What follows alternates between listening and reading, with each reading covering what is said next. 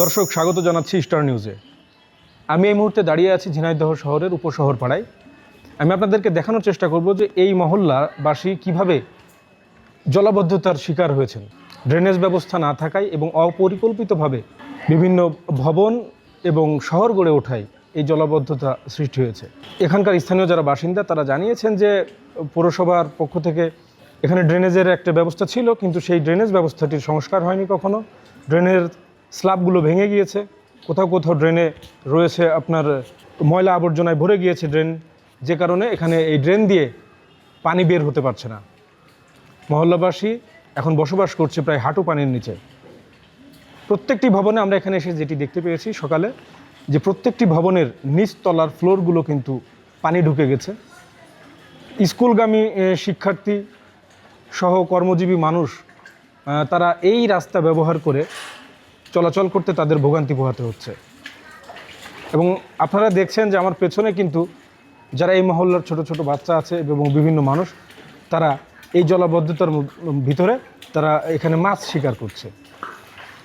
এটি একটি পৌরসভার চিত্র, এটি একটি জেলা শহরের পৌরসভার একটি গুরুত্বপূর্ণ মহল্লার একটি চিত্র।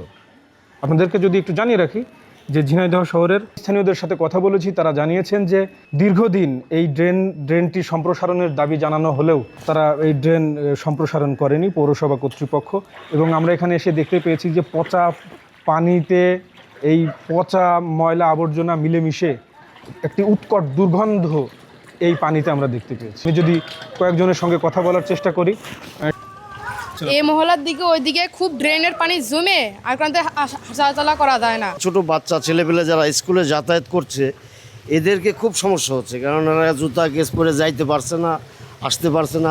স্থানীয় মহল্লাবাসীর সঙ্গে আমি কথা বলেছি, তারা জানিয়েছেন যে এই টানা বৃষ্টিপাতের কারণে এই ঝিনাইদহ উপশহর পাড়ার যে ড্রেনেজ ব্যবস্থা সেটি একেবারেই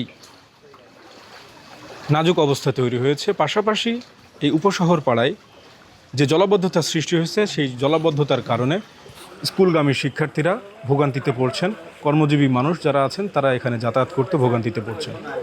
পানিতে দুর্গন্ধ ময়লা আবর্জনা মিলেমিশে একাকার হয়ে গেছে, যে কারণে চর্মরোগ সহ বিভিন্ন ধরনের রোগের সংক্রমণ বাড়ছে এই মহল্লায়।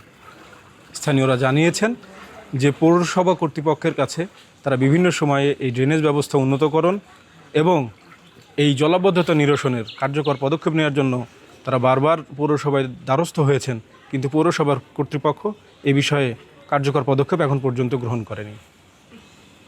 ঝিনাইদহ থেকে শাহজাহান নবীন, স্টার নিউজ।